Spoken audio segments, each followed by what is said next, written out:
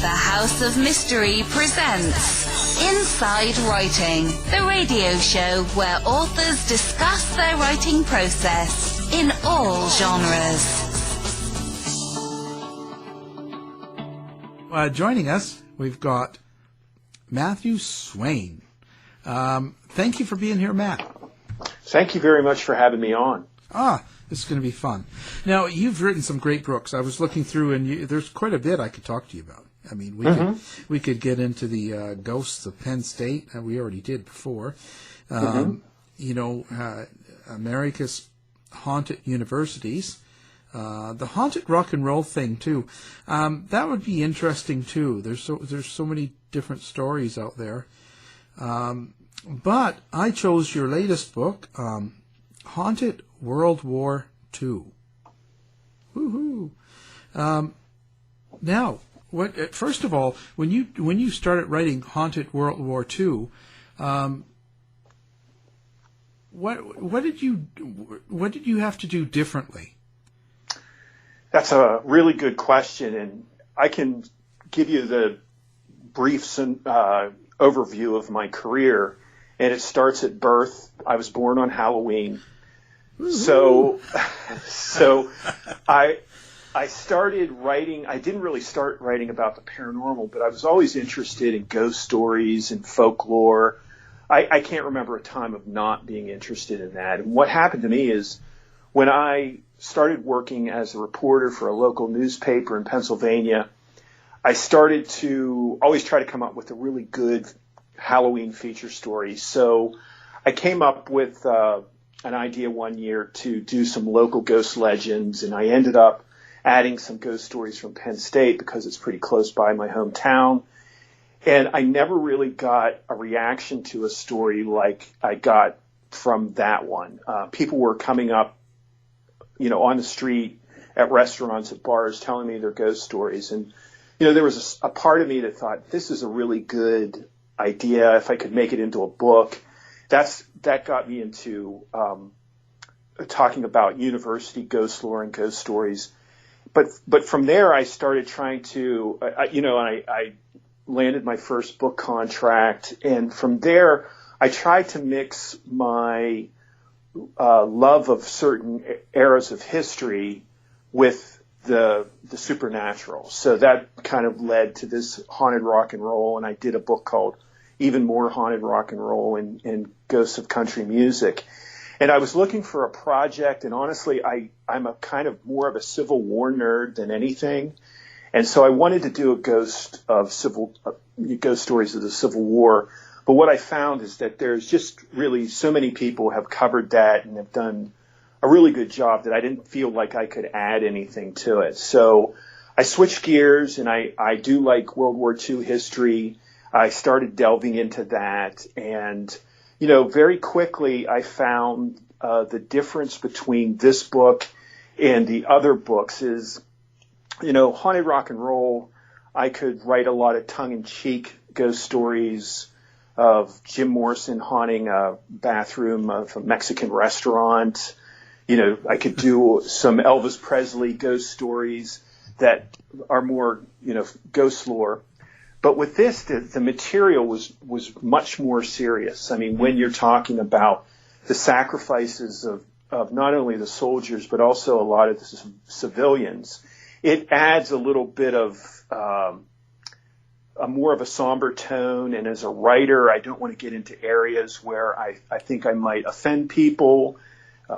One of the things that came out of my research, especially talking to a ghost hunter who lives in Germany, is he told me the concentration camps and those sites are extremely haunted, but he refuses to research in those areas. And he really convinced me to stay away from that. And so those are some of the things that I had to think about when I was writing this that I never had to when I was working on especially the music ghost books, because there are serious topics that I bring up in the music ghost book, but not anywhere close to what I worked here. Yeah. And musicians aren't as offended so easily. Yeah, they're great about that. Yeah, yeah. Well, and when you come to death or concentration camps and things like that, it's still very painful for a lot of people. Mm-hmm. So, yeah. you know. Yeah, and the added twist to that is it's very painful for people. I really believe that there's a connection between consciousness and some of these stories, that events, in the case of haunted rock and roll, I really found a connection between the consciousness raising activity of music, what it does to a person's being, and their perceptions and maybe even their acceptance of the supernatural. In these books, too, the idea of trauma, the idea of sadness, of lives lost so quickly, I think play a role in that consciousness supernatural connection. So on one hand, you have an area that is I believe my book probably only scratches the surface of the supernatural stories out there. But you have so many, but then you have to be very delicate in how you deliver them. Now, in Haunted World War II, what was the premise? Like, where were you selecting to go? Kind of, what was the outline of what that book was going to be? Yeah, so as soon as I started to research the ghost stories, I quickly found that the difference between, let's say, the ghost stories that I love about the Civil War and the ghost stories of World War II is that World War II is a global conflict. And not only is it global in the sense that it was international, but it was also three-dimensional. There were, airplanes to think about in World War II, not so much in Civil War, or not at all in Civil War. But you have all these elements of, there were ghost stories in the Pacific, there are ghost stories in Europe, there's ghost stories in the United States. There are not just ghosts of human beings, there's actually ghost objects. So very quickly, I thought that I wanted to kind of shape this as more of a global approach to the supernatural. So, I made sure that I had ghost stories about haunted ships. I had ghost stories about battlefields, beaches, Normandy, Dieppe, all of those. I also have ghost stories of haunted planes, and actually a phenomena I wasn't really was sort of fascinated to investigate was the idea of ghost planes, where these planes themselves are spirits. So that became part of my overview of that era. But the other thing that I found fascinating, and I'm finding more and more fascinating, is just the Fortean elements, especially in war. So I was always interested in the occult aspect of, the Nazi Party. So I decided I would do a section on looking at not just the supernatural, paranormal ghost stories, but also look at the occult origins of some of these groups. So I kind of folded it into a supernatural overview of the history of World War II, sort of a secret history of World War II. Wow, that's a lot of work. Now, I was going to say, so when you're doing something like this, there must be something different about the hauntings and the haunting sites than there would be on a standard haunting. Yeah, I would agree with that. Some of the elements are a bit different. In Haunted World War II, for instance, it's very rare that you find a ghost story attached to, and there are exceptions to this, but in a regular ghost story, you might have the ghost of a king, or, the ghost of Robert E. Lee in the Civil War. But in Haunted World War II, what I found is that there are just ghosts of soldiers, ghosts of civilians. So it's hard to tie them to, one individual, or it was more anonymous. And I guess that might go to just the sheer number of people that were involved in the conflict. So that's probably one element that's a little different. And again, I would say that the seriousness of the material is much different. Those wounds are still fresh, and I think that kind of shows in the ghost lore and in the ghost stories. Do you find it as personal, and the stories to be as personal in a haunting of, let's say, a World War II site as compared to a university? There must be a different type there. And I was just wondering if you were able to get as many personal details and follow through on something from World War as compared to a university.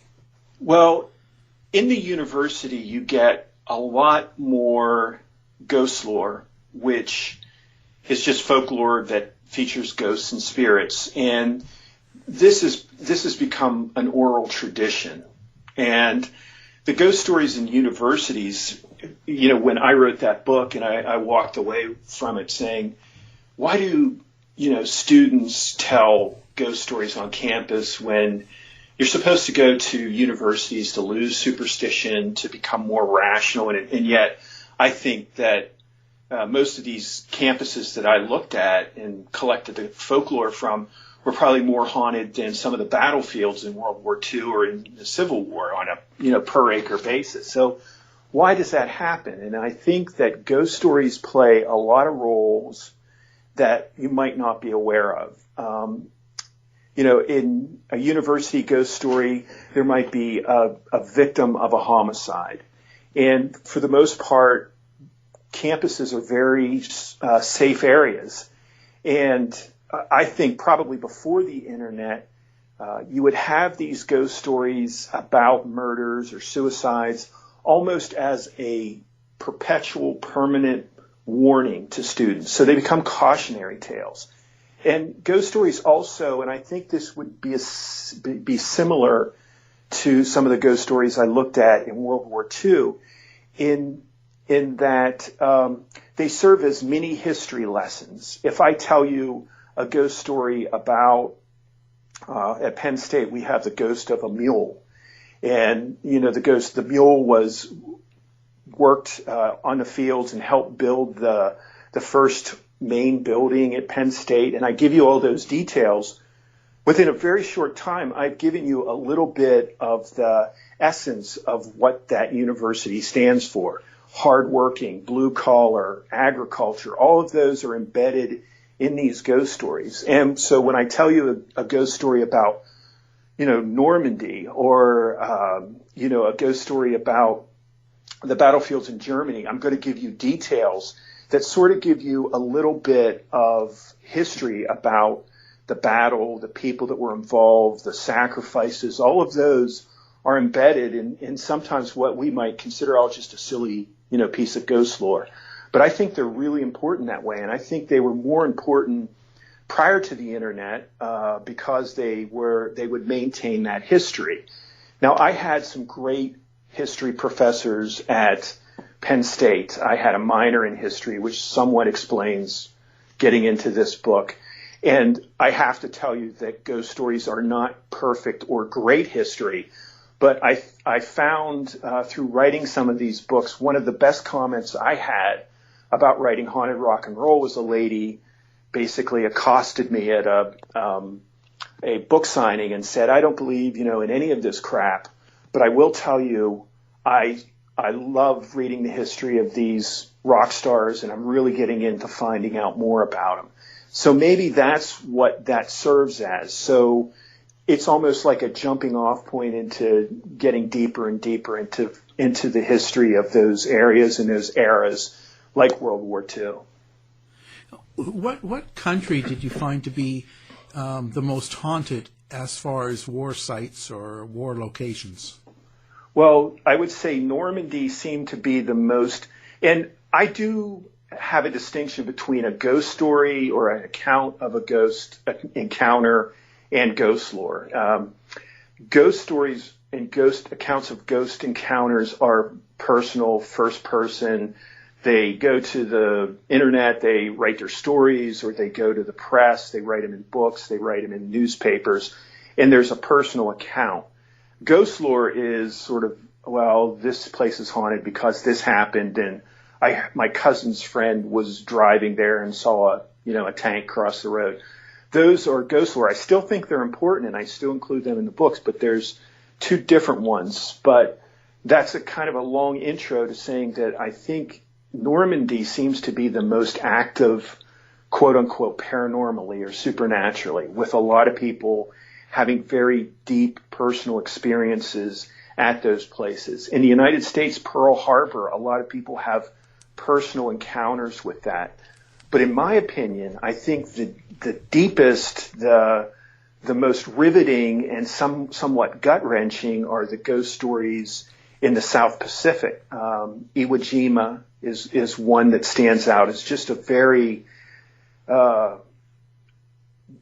gut-wrenching story. And one of the stories that's told, and I might be confusing this with it might be in Okinawa, but in those islands there are some really incredible stories about people feeling the presence of these civilians who were in the one case, the civilians were before the Americans landed on the island. The Japanese had basically told them that the Americans were going to come and they were going to kill and torture and rape, and everyone was going to die in a most horrific fashion, probably thinking that the civilians would end up fighting against the Americans.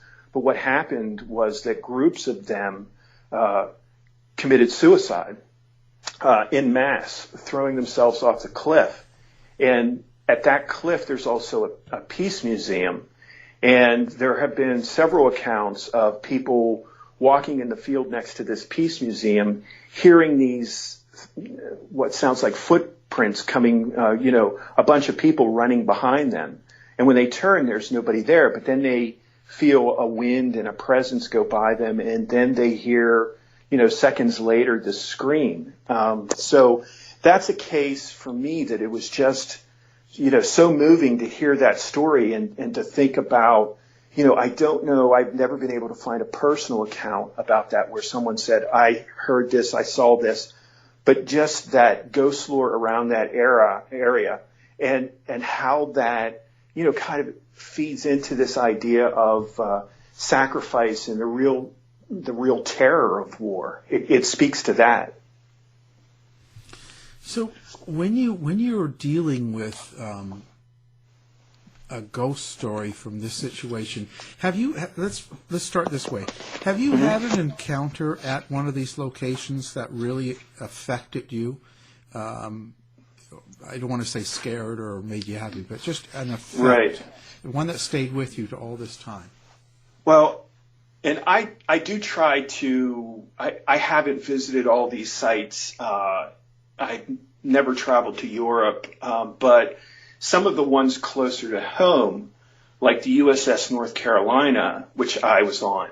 Now, I didn't see a ghost. I didn't hear one, but there is something, and this could be completely psychological on my part, there is something about those spaces that you really feel the presence of those soldiers and sailors. So the USS North Carolina was one for me.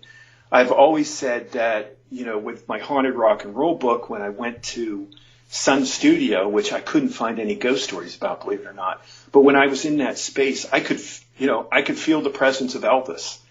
So for me, I didn't, feel anything. I can't say that I sensed anything supernatural, but I wonder whether that feeling doesn't play into either the experience that you have of maybe misinterpreting natural phenomena as supernatural, or could there be a possibility of a link between that consciousness raising activity and what I would consider actual anomalous activity?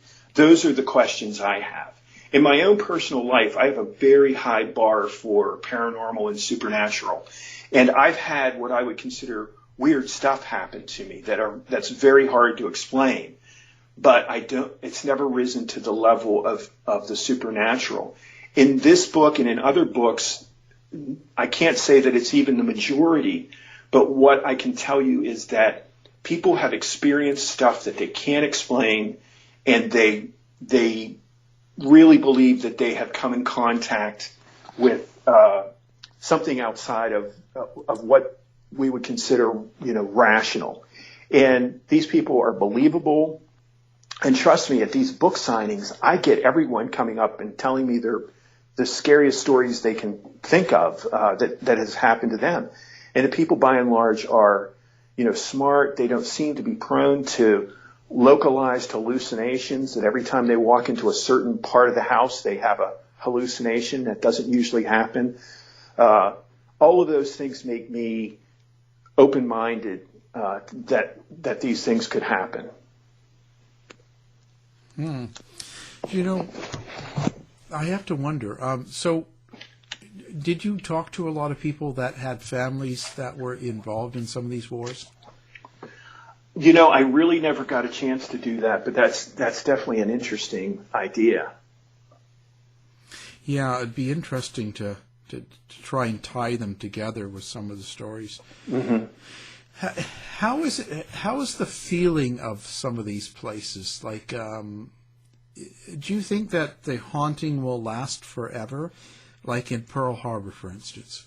I think Pearl Harbor, definitely. I think as long as that monument's there, as long as those sailors are really buried underwater in what remains of the Arizona as this kind of undersea tomb, I think there will be. And again, I would say, one, I just feel, and that's another area that a lot of people just sense this overwhelming presence, an overwhelming feeling for those that were lost there, that I think that is going to keep generating year after year. And a lot of it might be personal accounts of people who feel things, or maybe in Pearl Harbor, there's a ghost story about a sailor who left the watch on the Arizona, went on shore just minutes before the ship was attacked. And there's a story now that you can at certain times see this ghostly figure draped in the mist looking out onto the Arizona Memorial. That to me feels like ghost lore, but it makes you wonder whether that might have started out as a real encounter, or someone's real encounter with something that they misinterpreted. And so that it builds this almost like localized narrative in that space, that once you're in there, you're participating in one way or the other. And you go back home and you tell the stories to folks, and it gets all kind of merges together.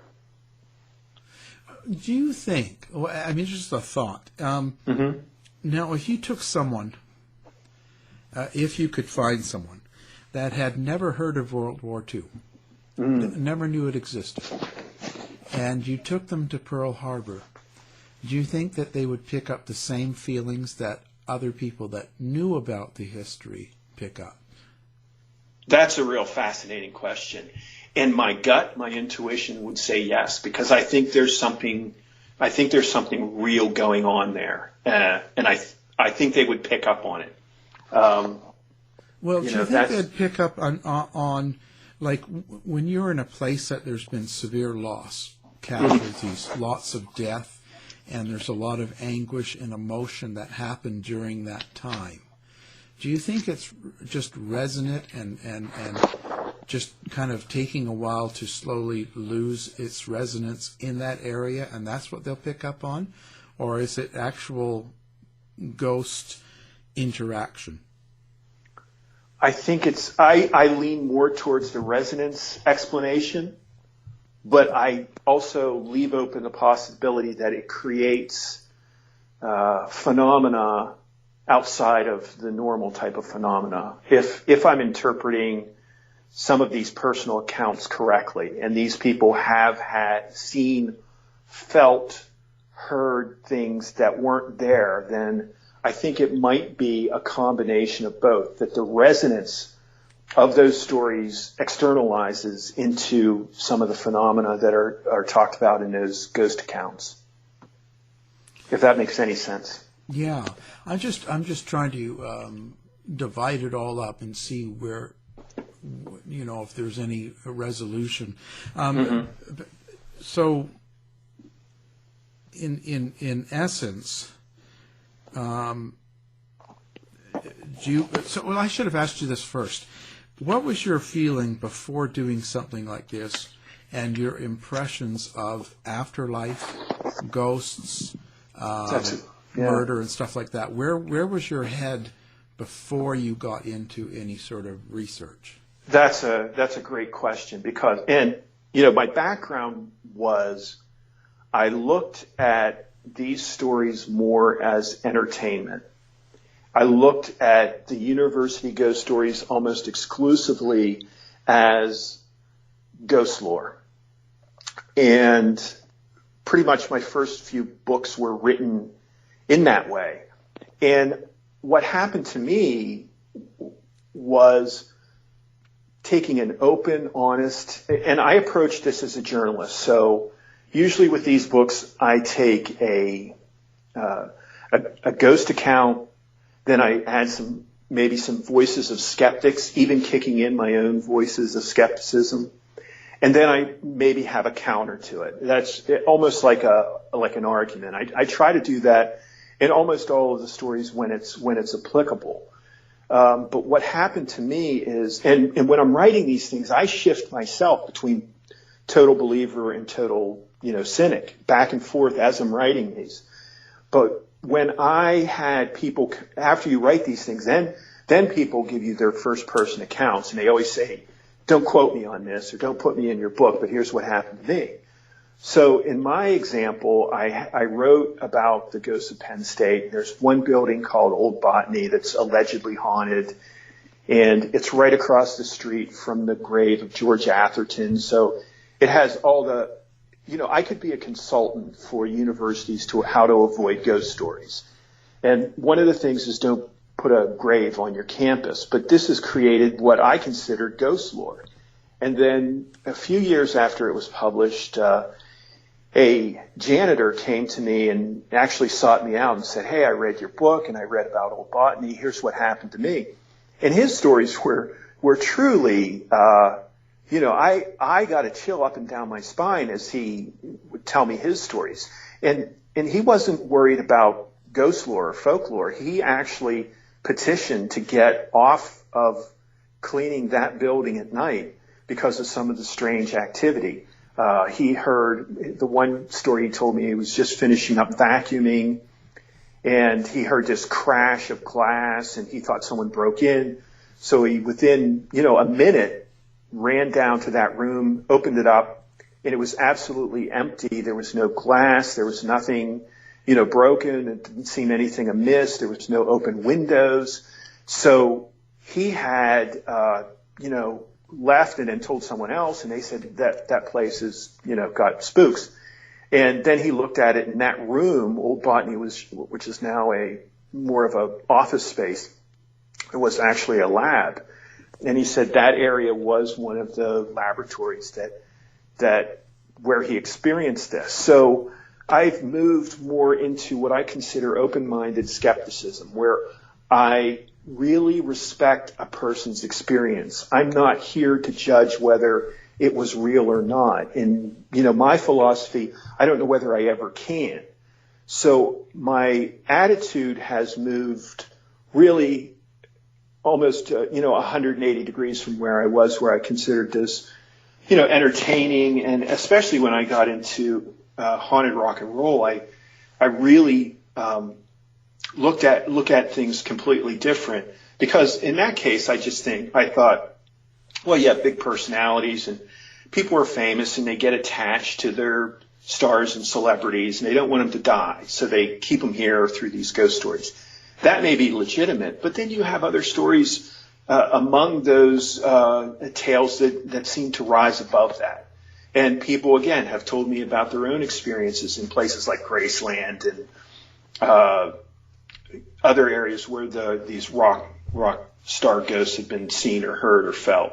So it's a very complex question, and I do my best to straddle that fence.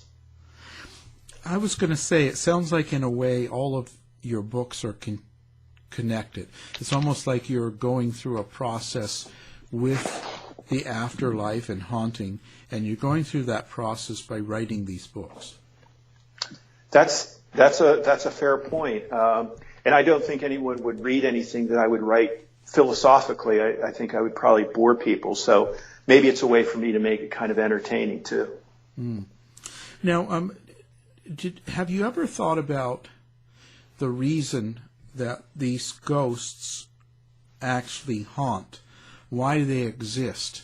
And that, especially like, war ones to rock ones to Penn State, there's all these variances of people. We all live lives, and it seems in general with Hollywood, we kind of get the idea that ghosts are people that had unfinished business on life, or they missed something, the love of their life, or there's always those stories, and they're the ones that kind of are out there for the most part. Do you think that's what's going on with ghost hauntings or ghost existence? Well, I think that's an explanation for some of them. My own personal opinion, though, is that there's something much deeper to this than I think the traditional way that ghosts are looked at is, your Uncle Henry passes away and he loved his chair so much and he loved his cigar so much that, his spirit or, maybe remains of his consciousness exist in this space. And that's why you smell the cigar and that's why you might hear the chair creak. I think you think it's about the spirit. What I feel strongly is that these stories are more about the observer. They're more about your consciousness than the consciousness of General Patton or the consciousness of Jim Morrison or any of the people that I've written about. It's more about what they are telling you. So rather than thinking that maybe, your uncle is still here in his chair, maybe you're trying to preserve that memory in whatever way you can. That's kind of how I look at it. And I know I would get horrible debates from other people about that, but that's kind of how I look at it. Well, we get bad email for everything. Oh, good. It doesn't matter what side you're on. Okay. I'm just sort of wondering this because a lot of times, and it's progressed in the paranormal world, with psychics and TV programs have moved on from not just the haunting, unresolved or these situations to now where you've got, the psychic or the medium on going, well, she's trying to connect with you. She wants to tell you it's okay. Like it's okay that you stole her money and slept with her husband and killed their mother. Like, you know what I mean? And it's kind of like, right. So they're here to tell you everything's great. There seems to be this resolution a lot with public. And I don't know that I'm really believing that. And I don't know if I really follow the direction everyone's going into in the mainstream. I'm just trying to try and figure out what the point would be. Because we live these lives, and then so they die. I'm going to be dead very soon. What would be the point of coming back for me to tell me it's okay when you're going to tell me that in a couple of years? Right. I think that you've kind of pinpointed the number one reason why I lean to the other direction. First of all, I feel like it would be really unfair for somebody who was, let's say a victim of the Holocaust to be stuck in that place. So maybe I'm reacting to that, but I think also I feel like that explanation is a little too neat, right? And I think there are some of the best ghost stories around are based on that. There's a ghost in this space and they need X, Y, and Z, and I have to figure it out. It's a mystery. And then once you figure out they're here because, there was a pair of glasses that they were missing and you have to bring it to so-and-so. And once you do that, the spirit is relieved. I feel like that's a narrative conceit in my opinion. So I don't think it's that neat. And the other thing I would suggest is this doesn't have to be an either or. It might be a both and. I open up that possibility too. I'm not coming at it saying I really have an answer. I just analyze so much. That's how I'm built. Yeah. And I don't analyze to put down, and I'm not analyzing to disagree, or same as with any side for the people listening. They know me that by now, I hope. I just like to analyze what is put in front of me and think about it from all sides, and I usually just leave it. I don't like to come up with an answer, because then you're resolved and you no longer think about more things. You know what I'm saying? Like, once you've come up with a conclusion, then you no longer investigate. And I don't want to stop investigating. I just want to keep assembling ideas and information, and I just find it terribly interesting. And that's the other thing. Now, do you think that a cemetery or a war field or a hospital or someone's home, when each have had deaths or murders, whatever occur, do you think there's a difference if you brought people from outside of that to each place to stand for a half hour? You think they would feel a difference between the four of them?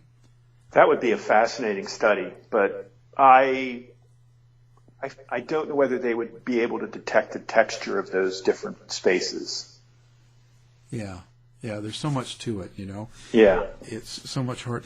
Do you have any people in the paranormal world that impress you, or that you follow, that you sort of check on just to see what they're doing because you think they're doing something good?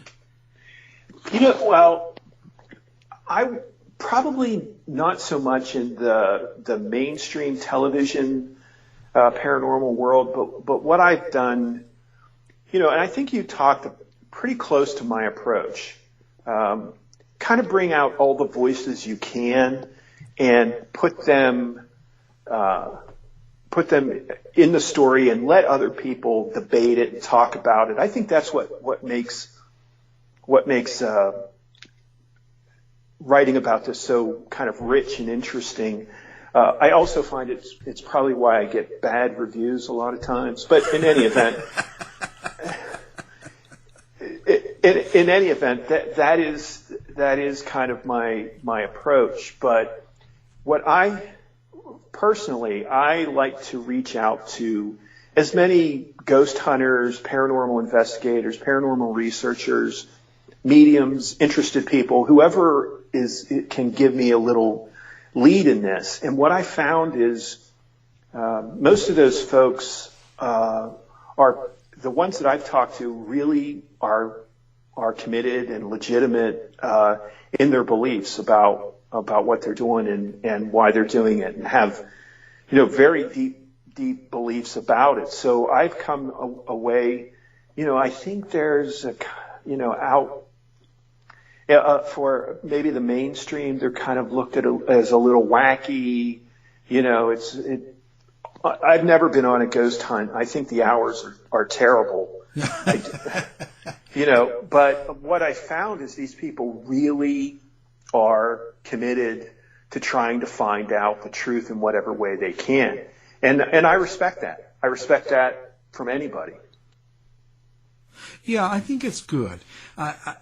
Like I said, I don't necessarily like or agree with the direction it seems to be going in.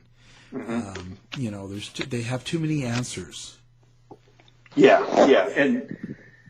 and really, they're what I would consider a lot of that to be is confirmation bias, where they go in and they investigate and they find this phenomena or things that are anomalous phenomena, and what they do is kind of carve it into their philosophy and narrative. I mean, honestly, if I'm going to be completely honest, I don't see many people taking a very scientific approach to it. And that might be because you can't take a scientific approach, because there's no way you could quantify to a certain level, I felt a presence, there's elements of this that maybe go beyond that. So that's another reason why I'm a little more open when I'm presenting these cases, to get as many pieces out there so that people can decide for themselves. Because at the end of the day, they're going to anyways. Right. Yeah. That's how it goes. Yeah. Right. For sure. Now, are you going to continue writing these types of books? Well, I have one more that I'm going to put in. It's going to be on a lot of the ghost lore and ghost stories surrounding the railroads and all over the world. So that will be next. And I haven't really made any decision on what I'm going to do. I don't know whether I can publish much more on the haunted, ghost stories of music, but I'm really attached to that project, and I think I'm going to try to pursue that, whether it's just blogging or what I did last time was self-publish a book, because what I'm finding is, again, I will go on a show like this, and I will start getting emails about, so-and-so experienced this. Have you checked this space out? And then I just start looking into it and collecting it. I've always been kind of a info hoarder since I was a reporter, so I'm always collecting these stories. And I'll probably just keep on putting it out there one way or the other. Yeah, well, keeps you moving forward. Mm-hmm. What's your other passions in life right now, then? My other passions, I really love science and research writing. That's what I do full time. I'm interested in future technology, and I'm really interested in religions, and especially Eastern religions. So I'm always studying that and looking into that. Oh, touchy subject nowadays. Oh, well. What are there any non-touchy subjects anymore? No, it seems to be that way. Yeah, you have to be careful. What goes on in the world. Mm-hmm. Yeah. Well, that's really interesting. I find all this fascinating. What was the scariest place you've ever been to? The scariest place I've ever been to, or one that left the biggest impression. How's that? Well, the biggest impression I had was when I was in Sun Studios, and really in Memphis and Nashville, period. There's just something about that space that those spirits of those rock and roll pioneers were really alive for me when I was there. And when I was in Sun Studio, they took me to a spot in the center of the studio, and then they started playing Johnny Cash. I think it was I Walked the Line, playing on the speakers, and the guide said this was the very spot that Johnny Cash stood. I'm getting goosebumps right now when he sang that song, and it just, I can relive it over and over again. So I wasn't scared at all, but I was just deeply, deeply moved.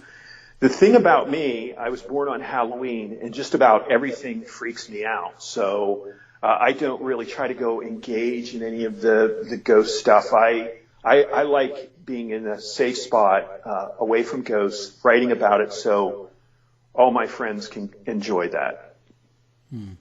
Safe spot. Now, did Johnny Cash touch you inappropriately? No. Okay. In no way. No. Oh. But he did touch me. I would have been offended. I was like, what's wrong with me? Well, that's pretty cool. And so have you ever seen a ghost? No. I alluded to this earlier. I lived in an apartment for about a year and a half, and I had experiences where one night there were about 3 or 4 interior doors in this apartment. I left them open all the time. I went to bed and I realized I forgot to lock the door, and I think I threw out an expletive and said, "Oh, I don't care," and went to bed. I woke up the next morning and every single door was closed, all 4 or 5 of those doors. So that was one thing. I was at the kitchen about 30, 40 feet from the television set. It turned on by itself. There were some of those types of phenomena. Now, I can explain how it might happen naturally. I might have been sleepwalking and got up and closed those doors as a response to, that worry in myself. The apartment was in a house with 3 other apartments. I can't say that an infrared beam didn't ricochet across the rooms or whatever. That is entirely possible. So that could have happened. So I had a rational explanation for all of those. The coda on this is that about 10 years after I had this experience, my friend was talking on Facebook about, and I should say that I always had this feeling it was a female presence, and I don't know why I did that. I even told my wife, who I was dating at the time when she was at my apartment, that she doesn't like you. And I don't know, maybe just to scare her, and it worked. But, I always felt that way. And my friend posted this saying something about, the lady visited last night. And so I, messaged him and I said, because he's living in the apartment I lived in. And I said, what's going on? And he started sort of telling me the same type of phenomena without me, ever talking to him about this. He basically had similar experiences to me. So, that's one of those mysteries. And it also kind of goes into the face of what I've been saying is that, it's really about the observer, not the space. But in this case, how does that space and those things preserve over time to 2 different people, So I've had these experiences which I find very difficult to explain through rational processes, but at the end of the day, I've never seen a ghost. No ghost has communicated with me. So that's kind of where I'm at with that. Yeah, it's kind of one of those things. How do you decide? Right. And as well, but if something did come along that was seemed more realistic, you would be open to it. Sure. Yeah. I hope that day doesn't come, but yeah. Why, does it scare you, or? Oh yeah. Oh. Okay. The idea just freaks me out. Oh. I mean, you got to confront a lot of stuff if that happens. Oh, that's cool. I mean, that's what life is confront and change. Yeah. But if you saw a psychic and the psychic started telling you all these things about you, mm-hmm. Do you believe in that? Do you think that that's possible? Yeah, I'm open to it. And I'm open to it because of this one reason is that, as a science writer, there's still a lot that we don't know. In fact, there's more that we don't know than we know. And I think you have to be open that there could be alternative explanations for why that's happening, like mediumistic phenomena. There could be other reasons that we don't know, that we're not there. So I would remain open to it. And I'll tell you, if I did get that type of feedback that was legitimate, I'd be willing to consider it. I mean, some of the stories that I've heard from my friends who've visited mediums are to a level where you, like my own experiences, a level where you just have to be much more open-minded about those encounters. It could absolutely be complete coincidence, but to close your mind and just, what I kind of don't like is ill-thought, superficial approaches to this phenomena. So if you tell me you went to a medium and they said, this, that, and the other thing, and that was all accurate, the standard skeptical atom bomb is, it's coincidence, right? Mm-hmm. So, a lot of our studies that we do scientifically are based on things that basically say maybe it's a coincidence, but there's something going on. Let's find out what's going on. So that's kind of how I approach that. Well, I have the answer. Mm-hmm. You see, what it is Starbucks came along, and as more people started drinking more Starbucks, then they became more spiritually connected. I completely understand that. Yeah, I had Starbucks today. There you go. And this is what's raising our level of awareness. Right. And so the more we have on the whole, and as it becomes on every single corner. Yeah. I have felt the presence of Elvis, and I have felt the presence of Starbucks. See, we've got it solved. There we go. No more problems. That's right. Yeah. Well, it's been a fun hour. I like this. Again, you have a website, right? mattswayne.com? Yeah. As egotistical as that sounds, I do. Yeah. And so best for anybody to go there. We have your books and website linked up to ours. Cool. So people that are listening can just click on it and click and buy a book, or send a really bad email, click on mattswayne.com and just do it, not on ours. So yeah, well again, thank you very much, and I hope you come on again sometime. We do the rock and roll. I would love to talk about rock and roll. We'll probably need a couple hours, but I would like to add, if you can, give me a review on Amazon.com if you like the book. If you don't, send me the email. Yeah. Yeah, I ask for that all the time. I know people don't realize these reviews are important, people. So oh my gosh! Yeah. Get on there and do it. I would appreciate it. To find out more about our show, guests, or to listen to past shows from our archive, please go to www.houseofmysteryradio.com. Show's over for now. Was it as good for you as it was for me? Well, good night. This has been a production of Something Weird Media. I'll be back.